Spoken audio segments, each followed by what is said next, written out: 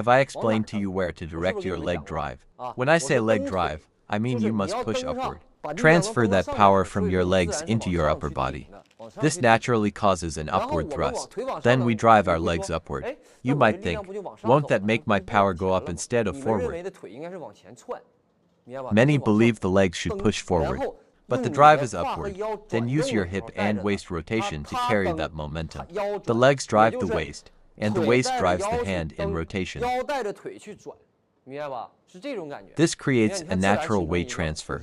It's not about driving the legs further and further forward. If you do that, the power stops here and the waist and hips become disconnected. If the waist and hips have no feeling, the hands will naturally have no feeling either. The men's team has the most standard technique. Ma Long's loop is very standard, so is my brother Fang Bo's loop. Since you watch Bo every day, I wanted to show you Ma Long. The technique of Yingsha is extremely standard. Look at her backswing. There is not a single wasted movement. All the power is integrated together perfectly. Very standard. Coach Fang's technique is also standard. Thank you for the follows. So, when top players loop, they might only exert power for a brief moment. You might not see a very obvious, large leg drive. But when you loop against backspin, you must drive upward. This is especially true for amateur players with a less stable foundation and inconsistent technique. When you press, you must press up, then use the waist and hips to transfer the power outward. We've loaded this power, it has come up through the legs. The waist and hips connect with that force. Once connected, the waist and hips transfer the power from back to front through rotation. The hand then moves from back to front, not just from bottom to top. Longhouse loop is extremely standard. His power transmission is very efficient. There are very few players at that level.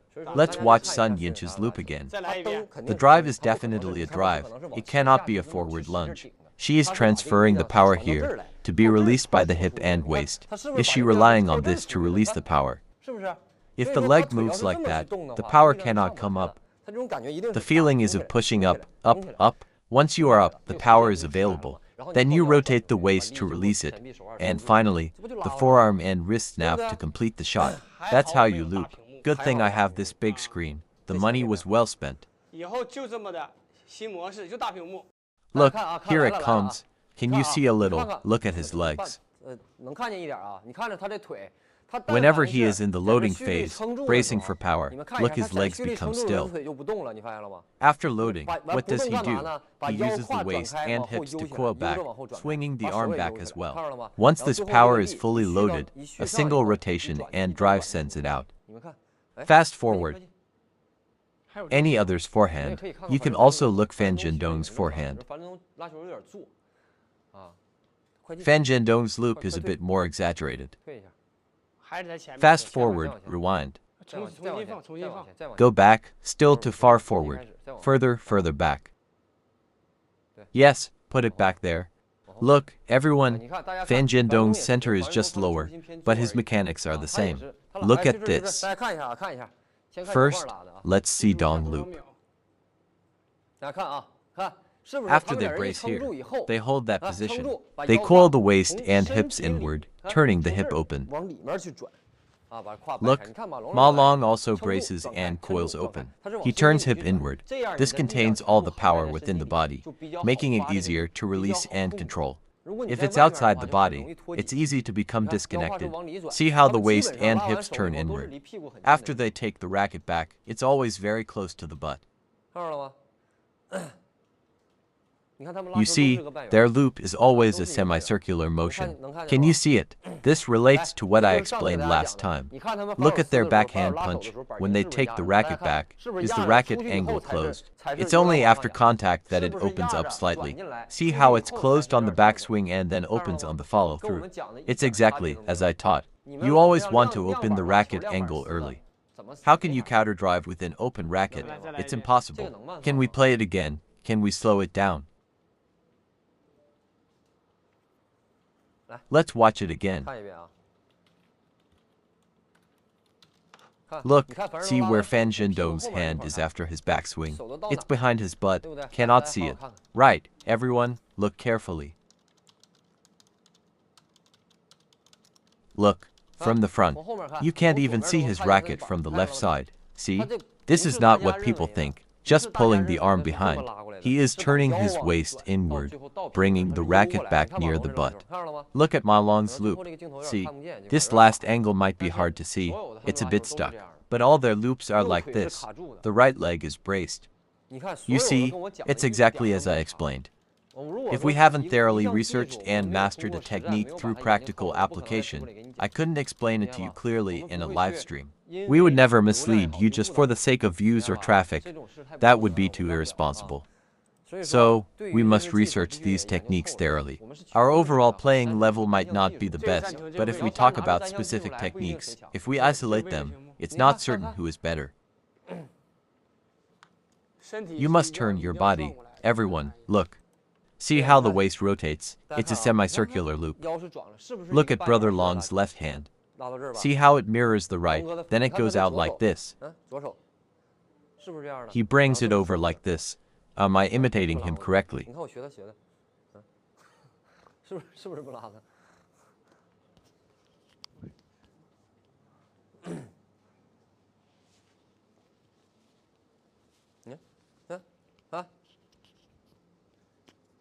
Some of you said, they don't do this in matches. Let me tell you, players at their level, and us too, train with very formal, standard, textbook movements.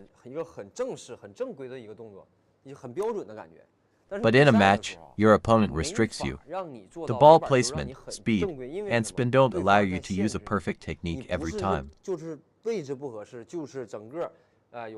So, sometimes you see awkward-looking shots in matches. That's normal. But you cannot train those awkward shots every day. If you only practice sloppy technique, how will you play matches? It's impressive. Look at Fang Jiandong. He has many of these unconventional shots, so does Fang Jiandong. But because we have a massive foundation of standard technique during a match, we can adjust for specific balls using our body, feet, or hands. We have to get the ball on the table, so we improvise. But normally, do you see them training with these messy techniques? Do they train by looping like that? No.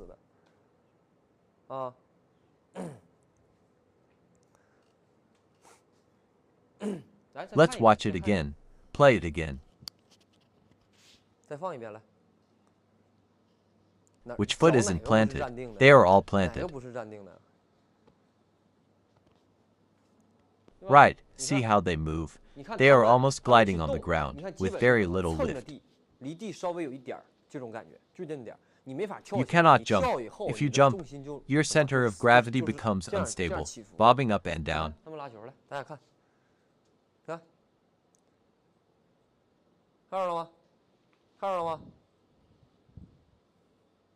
Notice their feet also have a slight turning action, but it's not an exaggerated turn on both feet. Understand? Usually, it's the left foot that turns. Why? To allow the body to rotate. When you turn your body this way, if you pivot your left foot, it helps you generate rotational force. Try it stationary. If you just turn by yourself, your body becomes stiff. But if you pivot your left foot slightly, see, when I turn the left foot inward,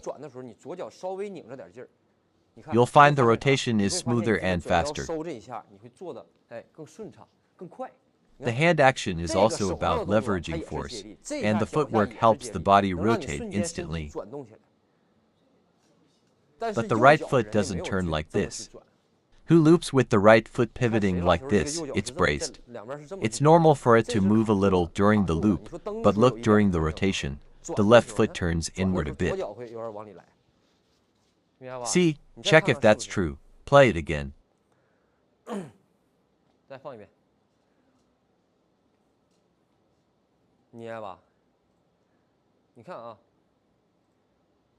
They are all moving with small adjustment steps.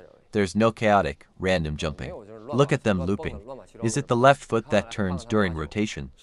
The left foot has some movement, but not both feet. Who loops with the right foot doing this? Look at Fang Jiandong. Does his foot turn like that? No. The left foot turns inward to help the body generate rotational force. Understand? Look, Ma Long is the same. Ma Long's left foot also has a bit of movement. It's to help leverage the rotation. See, a small turn to the left, and the body instantly rotates over. Just a little is enough. They all loop with the right foot in front now. I also loop with my right foot in front. Understand, one reason is for match play. We need balance between forehand and backhand. So now we loop with the right foot in front. And he is looping from the forehand side, right? If I loop from a fully forehand position, my backhand corner becomes blocked, right? But if you are practicing forehand alone and want better feeling, it's okay to stand a bit more sideways. When you practice alone, just forehand, and later when you practice combinations, match simulation, and transitions, you adjust your stance. By then, your muscle memory is already set. Later, you can adjust your stance easily. You can have either foot forward. You can ask me to loop with my left foot forward or right foot forward. Even standing like this, I can loop. I can loop from any stance, but I choose the stance that is most reasonable and comfortable for match play, that allows the smoothest transition between forehand and backhand. You see, now it's the era of the backhand. The backhand is used to control the rally. The forehand is used to finish the point. Understand? When the rally starts with backhand exchanges, you cannot stand with right foot behind. In the older generation, with the small ball, you could stand like that because everyone emphasized the forehand. Now, everyone starts with the backhand, so you cannot stand like the old way. Let me demonstrate a loop for you and explain further. Let's recap the first, second, and third points I explained today. We've watched the top players loop. Let's not just copy their actions. Let's not just learn trivial things like left shoulder this or twisting the cigarette but that. Let's learn the real substance. Once you understand the real principle, you won't need to rely on markers like that. You will be able to find the correct position and be able to rotate properly. Will you still need to find reference points on your head or elbow? No. Right. Everyone, this position. Do I need to move back a bit more? What I want to explain is this. Once your feet are in position and you are in the loading phase, pressing down and storing energy, you must brace and hold that energy. Then, you coil your waist and hips backward. Let me demonstrate from the side. My waist and hips are turning inward while my legs are braced. The waist turns into the body like an axis. My legs are braced here, and my hand creates distance. See, from this angle, you might think it's going behind the butt. Is it pulled back like that? Is it swung around? No. The arm is just relaxed, following the body. Once the waist and hips thrust forward and rotate to here, the arm naturally snaps forward. See, it's a complete action. It's also complete here. For backspin, it's the same. Against backspin, see.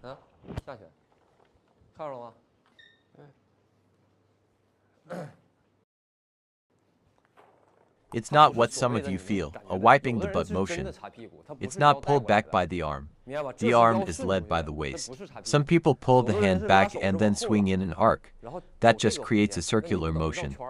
You're just creating extra, inefficient movement. Got it? If you found this breakdown helpful, make sure to hit that like button. And don't forget to subscribe for more table tennis training tips just like this one. Don't forget to check out our playlist on complete Fang Yingsha forehand framework right here. Thanks for watching, and we'll see you in the next one.